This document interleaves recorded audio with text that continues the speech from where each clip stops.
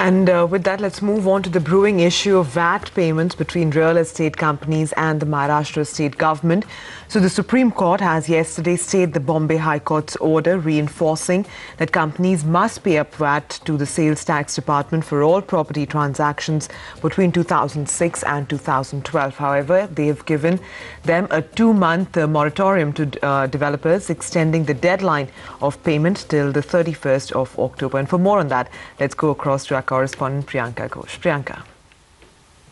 Well, this is no doubt being judged as not just an unpopular but really an arbitrary measure, because not only is it in retrospective basis, they've also said that till 2009 the VAT charged is 5% and thereafter it is 1%. The most obvious impact is definitely to the consumer because the prices go up. As far as we've spoken to the developers, what they have said is that there is a clause in all agreements or majority agreements that all future taxes will be borne by the customer.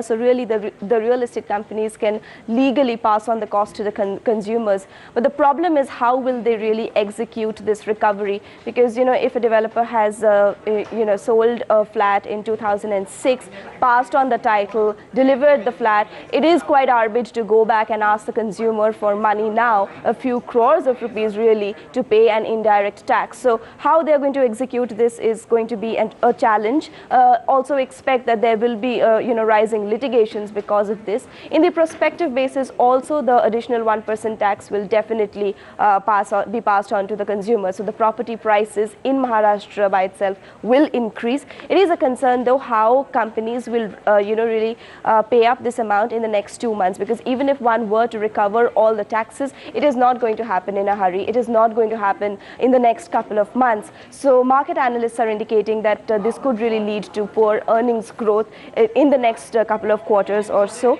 It remains to be seen, of course, how all of this really plays out, because as you mentioned, the Supreme Court has given them a 2-month moratorium. The expectation within the industry is that the developers will go back to the state government and coerce them to really make this into a measure that is applicable on a prospective basis.